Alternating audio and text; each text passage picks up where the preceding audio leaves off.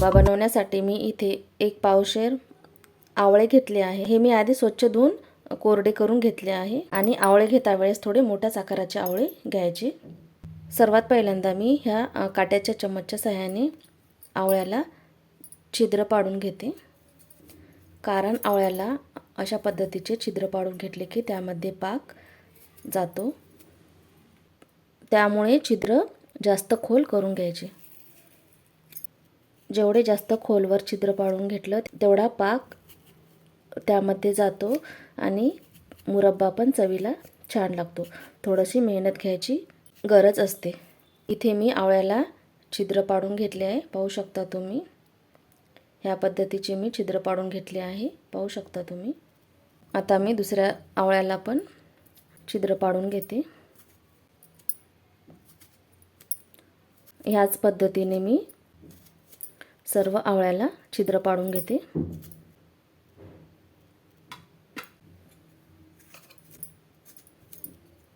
इथे मी सगळ्याच आवळ्याला छिद्र पाडून घेतले आहे। ह्याच पद्धतीने खोलवर छिद्र पाडून घ्यायचे। आता मी तुम्हाला पुढची स्टेप दाखवते। आपण छिद्र पाडून घेतले आहे। आता मी इथे गॅस लावून घेते आणि पातेल्यामध्ये मी 2 ग्लास पाणी टाकून उकळून घेते। इथे पाण्याला उकळी आली आहे आणि इथे मी सर्व आवळे पाण्यामध्ये टाकून घेते।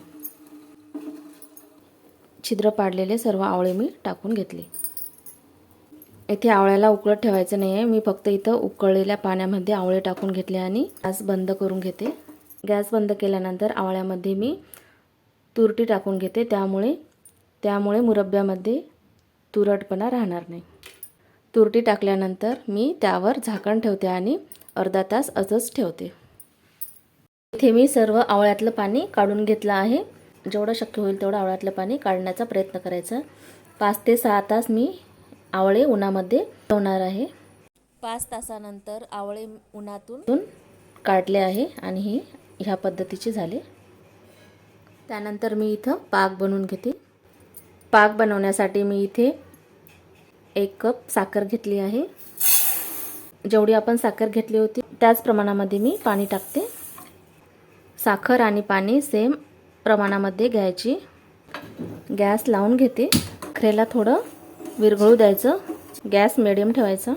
इथे साखर थोडी विरघळलेली आहे। आता मी आवळे पाकामध्ये सोडून देते। आवळा टाकल्यानंतर इथे मी विलायची थोडी फोडून टाकली आहे, त्यामुळे चव छान येते, किंवा तुम्ही विलायची न टाकता पण करू शकता। आता हे सर्व मिक्स केल्यानंतर झाकण ठेवून 1 तासासाठी शिजू द्यायचं।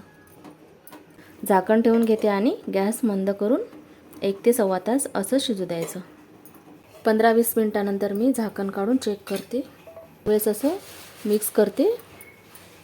पाहू शकता तुम्ही, इथं पाक आपला थोडा घट्ट दिसत आहे।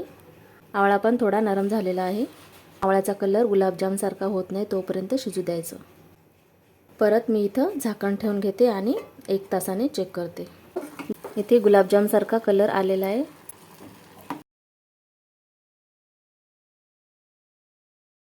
1 तासानंतर आवळ्याचा कलर गुलाबजामसारखाच आला आहे। एक आवळा इथं मी चेक करते आणि पाकमध्ये गेलेला आहे की नाही ते पाहू शकता तुम्ही। अंदरपर्यंत पाक गेलेला आहे। इथं मी गॅस बंद करून घेते। जर तुम्हाला पातळ पाक पाहिजे असेल तर अजून ठेवू शकता, पण मला ह्याच पद्धतीचा आवडतो। जर तुम्हाला पाक पातळ पाहिजे असेल तर थोडा गॅस लवकर बंद करायचा। इथं आपला मुरब्बा तयार झाला आहे आणि गॅस बंद करून घेते आणि हा असाच 5-6 तास राहू द्यायचा, नाहीतर रात्रभर ठेवला तरी चालेल। जेवढा जास्त वेळ आपण ठेवू तेवढा पाक आवळ्यामध्ये जातो आणि आवळे पण नरम येतात। पाहू शकता तुम्ही, इथं गुलाबजामसारखे दिसत आहे आणि हे मी आता असंच थंड होऊ देते। शकता इथं आपला आवळ्याचा मुरब्बा तयार झाला आहे। आता हा असाच थंड होऊ द्यायचा। तासानंतर इथे आवळ्याचा कलर बघा कसा बदलला आहे। आता मी ते एका प्लेटमध्ये काढते। पहा, मी एक तुम्हाला तोडून दाखवत आहे। हे पहा, मी इथं एक तोडून दाखवत आहे। हा मुरब्बा तुम्ही लगेच खाऊ पण शकता. हा मुरब्बा तुमची प्रतिकारशक्ती वाढवण्यासाठी मदत करते आणि हा मुरब्बा 2 महिने पण टिकतो. असाच एका भरणीमध्ये ठेवून दिला तरी चालेल. मी बनवलेला मुरब्बा तुम्हाला आवडला असेल तर माझ्या चॅनलला लाईक आणि सबस्क्राईब करायला विसरू नका. Thanks for watching.